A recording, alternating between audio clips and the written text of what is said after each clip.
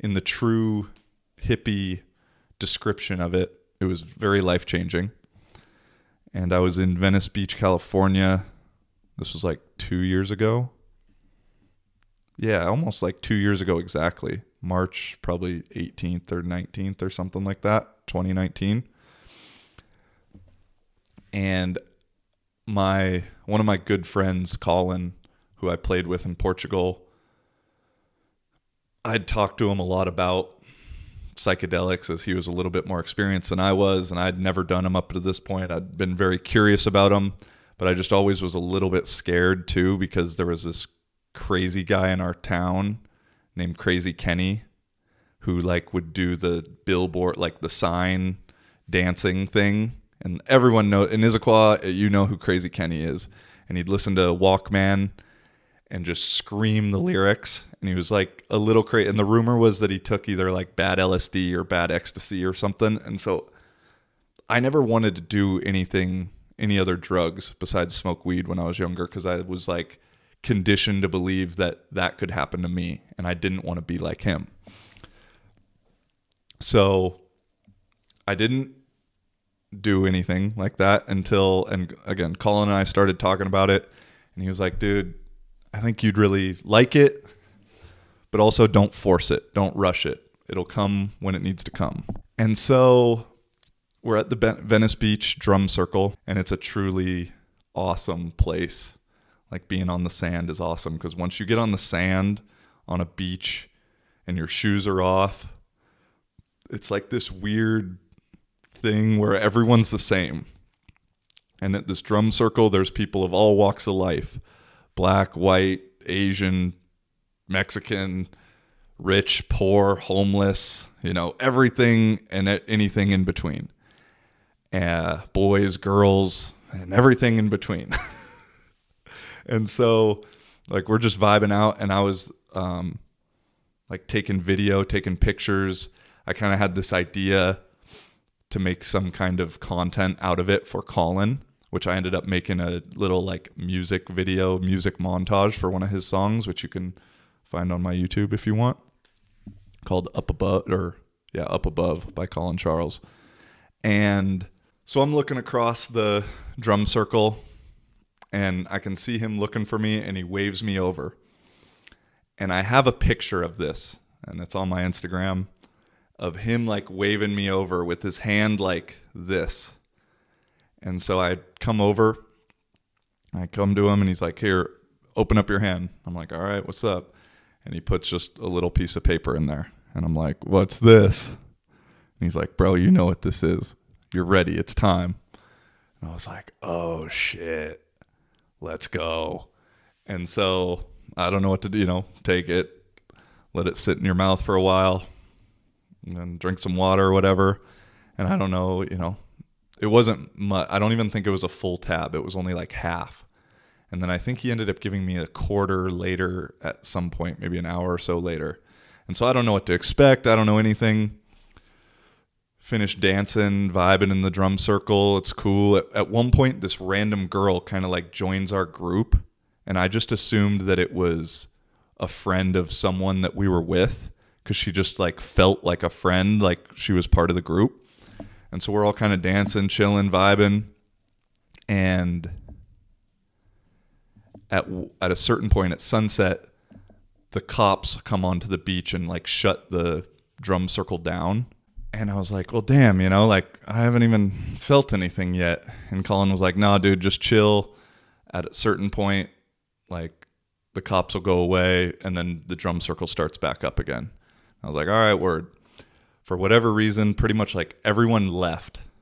And it was during this time, like, as I said, the sun was kind of setting. And I looked at the time, it was like one of the most beautiful sunsets I'd ever seen. And after looking at pictures the next day, I realized that I was tripping at this point, because it was a pretty gray sunset on the pictures. But in my mind, it was pretty fucking beautiful. And I started talking to this random girl that was there, and I said, hey, I'm Joey. Nice to meet you, blah, blah, blah. I was like, so you're friends with Andy or JB, or who are you friends with? She's like, oh, no, I don't know anybody here. I just wandered over and wanted to join the drum circle. You guys seem cool, had a good vibe. So I just kind of wanted to get around you guys. And I was like, oh, dope, cool. Where are you from? California? No, I'm from Washington. I'm from Seattle. And I'm like, oh, I'm from Seattle. Oh, really weird that, And so we have all these weird connections. And for the couple years up to this, or my entire life, I've always had this idea that I really wanted to meet myself. Not from a narcissistic way, but just from the way of would I even like myself if I met myself? Or if I was sitting at a cafe and I came and sat down next to me and I got to just eavesdrop on myself in conversation, would I be like, man, fuck this guy? Or, oh, this guy seems cool? Because I've always kind of battled with the idea of, do I love myself in the macro and hate myself in the micro? Or do I vice versa? Or, it can also be flipped to being like, am I depressed in the micro and happy in the macro, or vice versa? Because I'd always kind of struggled with these ideas. And so that's why I wanted to meet myself. And so I get to talking to this girl, her name's Cass, and she literally had gone to school in the Midwest for a year before transferring to the Northeast, where she graduated. I think she played lacrosse or something. She had just gotten back from a month and a half in Southeast Asia. And then she lived in Mexico for the last year or two doing online coaching. And she was from Seattle. And I went to North Dakota for a year. I graduated from a school in Connecticut. I had just myself gotten back from a month and a half in Southeast Asia and Nepal.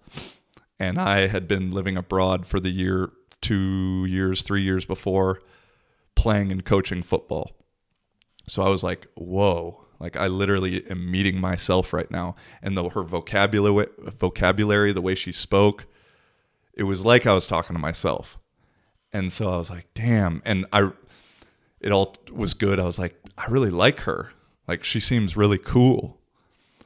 And so, that was the start to the trip of having this realization of yo, I do love myself. And I do think I would want to be around myself. And I just kept tripping out, literally and figuratively, thinking man, it's crazy that she just wandered over here. The timing of all of this, this is wild. And so eventually she left though. And I was super sad about it, because I was like, damn, I want to hang out with her more. But then it was all of these ideas came to mind, was no, that was her purpose. It was she was to show you, she was this thing you've been fucking asking for 2 years. You got the answer. You don't need that, but I was super selfish. I was like, damn, I was talking to myself. I have all these questions I want to ask myself. Please come back. And then, I'm also realizing that it was my vibrations or frequency. I attracted this into my life at the right timing and all of that stuff. And so anyway, she doesn't come back though. And I got kind of sad about that at one point. So she leaves, and the drum circle hasn't started back up again. And there's only maybe 8 or 9 or 10 guys around. And it's getting dark at this point. And Colin was like, dude, I don't know if it's going to start back up again, man. This isn't how it goes normally. And he's like, maybe we should just go to Sam's house and we should leave. And I had just rolled a blunt, and I was like, well, let's at least smoke the blunt on the beach, bro. Since we're here. He goes, okay, cool. So we start smoking, and there were a couple dudes that Colin knew from the drum circle that started smoking with us. And at one point while we're smoking, there was this kind of crazy guy, or I don't know, not crazy, but mentally,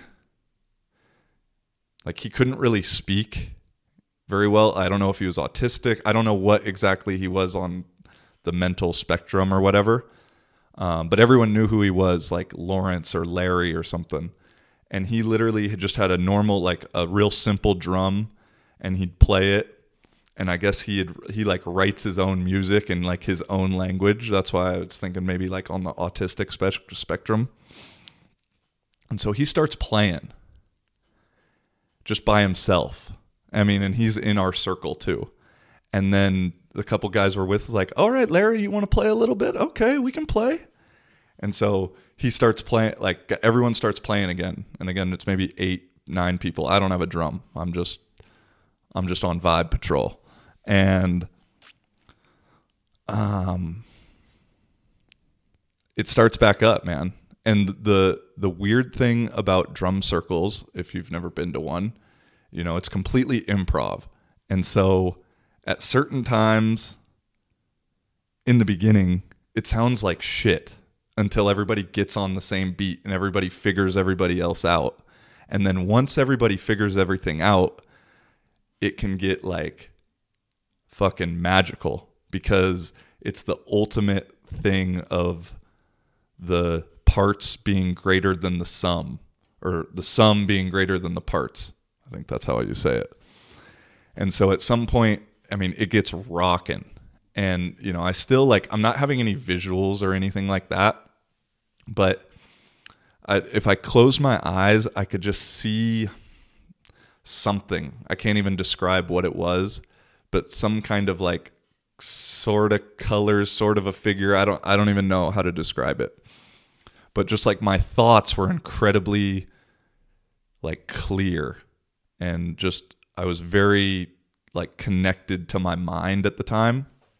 And so I'm closing my eyes and I'm thinking to myself like, or as I close my eyes, like I'm starting to rock back and forth, like to rock out to the music.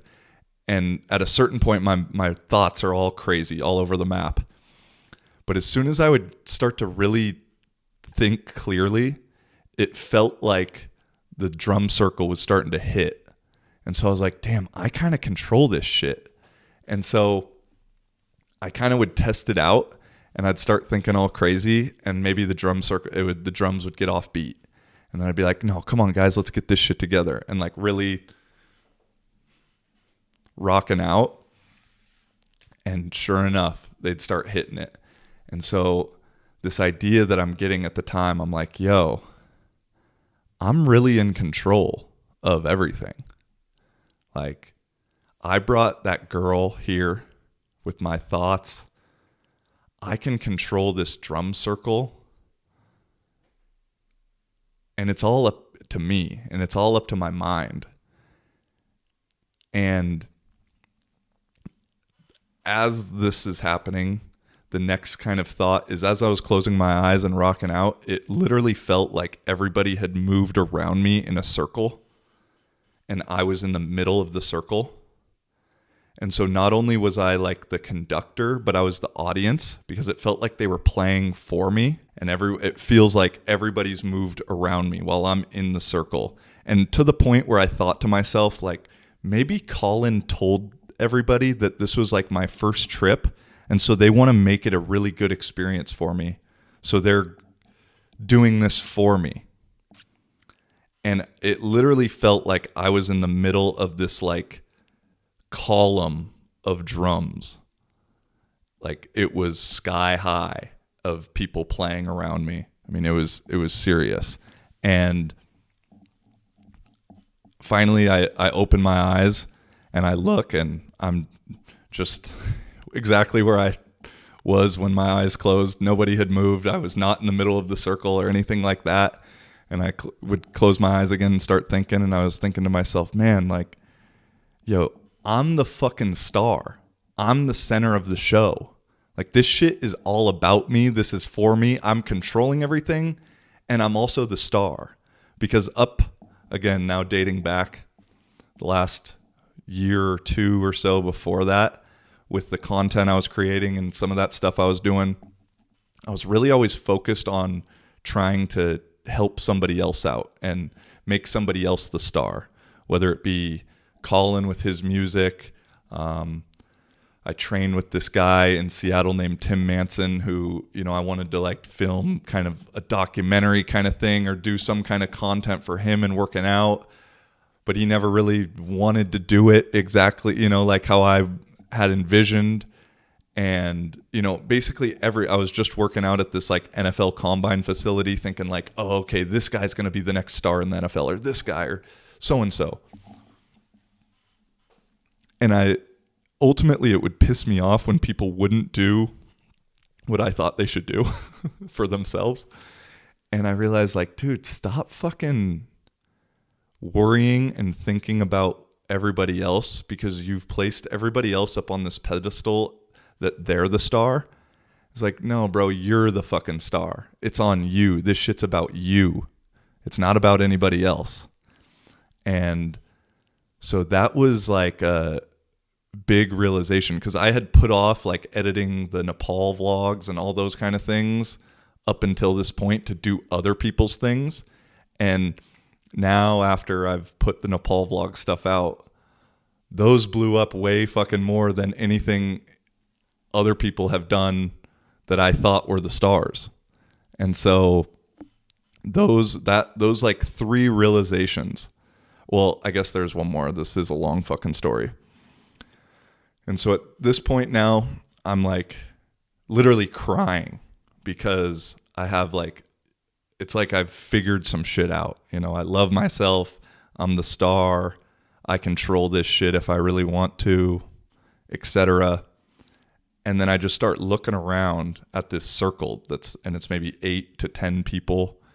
There's Colin, JB, who's the guys we know, this one little Asian dude who's a musician, Asha, who's cool as fuck, this guy Lou, the Larry, the like autistic guy who he started all of this, there was this Mexican homeless dude next to me.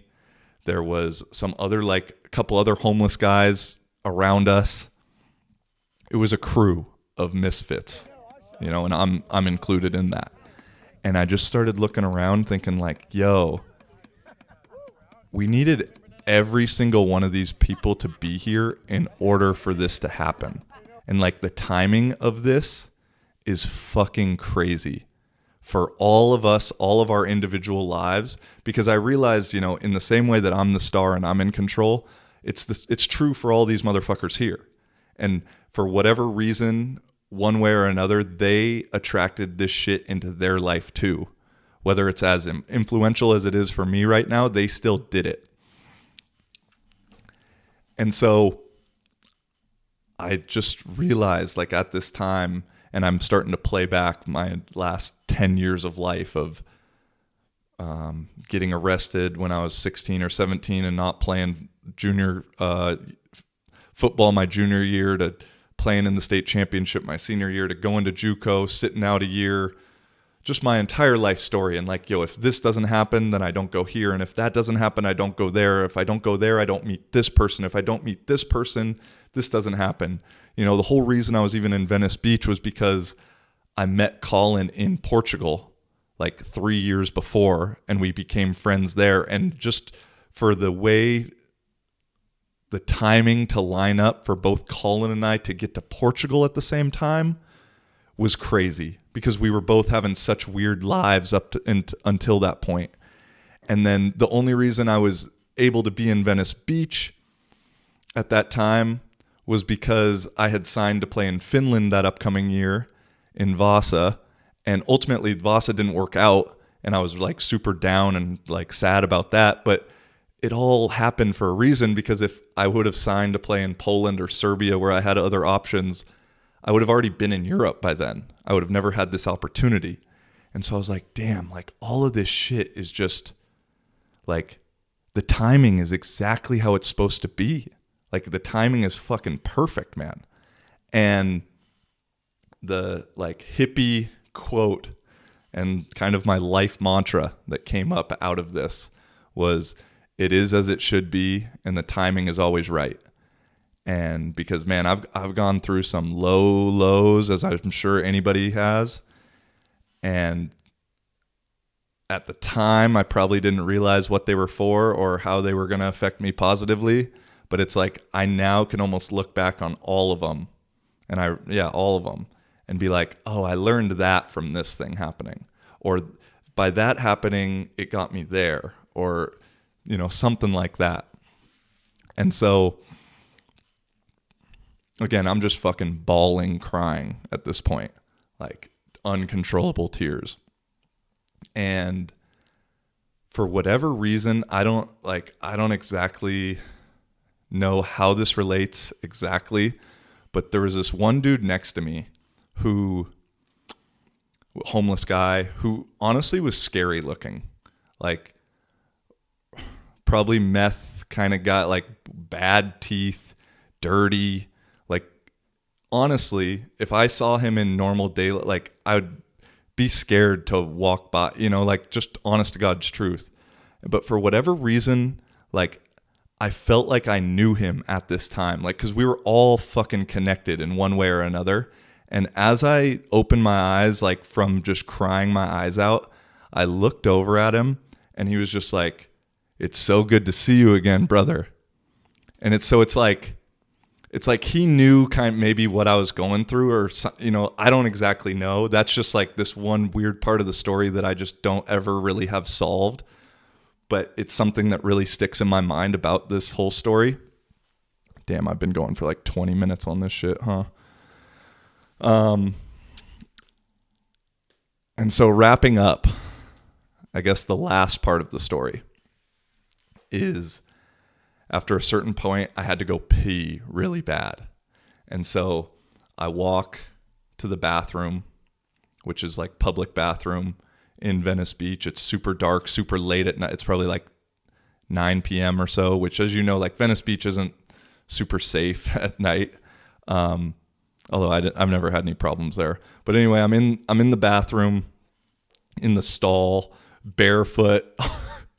Who knows what I'm fucking stepping in. I don't really have any cares in the world. If you've tripped before, like, like your time, the time slows down a lot. And so it felt like I was in there peeing for like 10 minutes.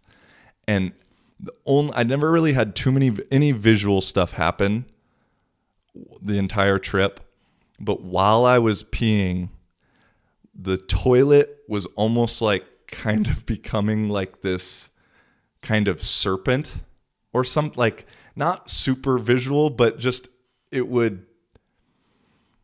I can't explain it.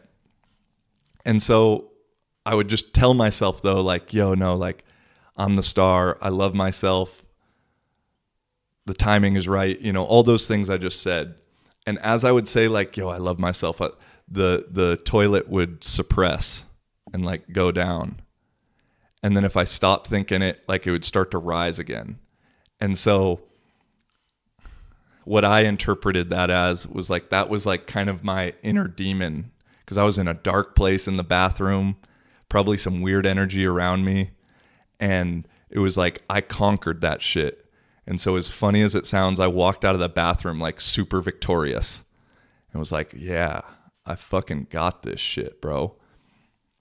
And as I'm walking back to the drum circle, we didn't have any more blunt wraps. And I was just thinking to myself, damn, like, one more blunt would be nice. Like, I could just really go for one more blunt, or just a hit, like that would be nice.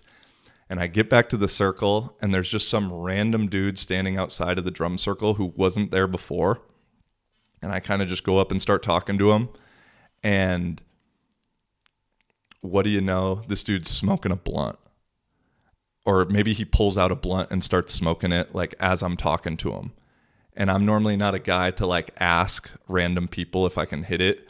But in my mind, I was like, yo, I just brought this guy here. Like, this shit's for me. And so I was like, hey, bro, can I hit that once or twice? He's like, yeah, for sure. And so he was cool. And then I end up like getting back in the circle and like jamming out and like closing my eyes, rocking back and forth, just getting in the vibes. And I swear it happened like 2 or 3 other times. Every time I'd think to myself, like, man, like, one more hit of the blunt would be kind of nice. This dude would tap me on the shoulder and hand me the blunt. And and this was over a course of like 30 minutes. So it wasn't just the same blunt. And so I was, again, tripping out literally and figuratively. And I ended up meeting this guy again at different drum circles and realized like this dude just brings like 7 blunts with him and just smokes like back to back to back. But at the time I was like, how is this possible? You know? And so that's like pretty much the story. So anyway, that trip had been really influential on my life moving forward. And I still enjoy telling that story whenever it comes up. So thank you for asking that, Pooh.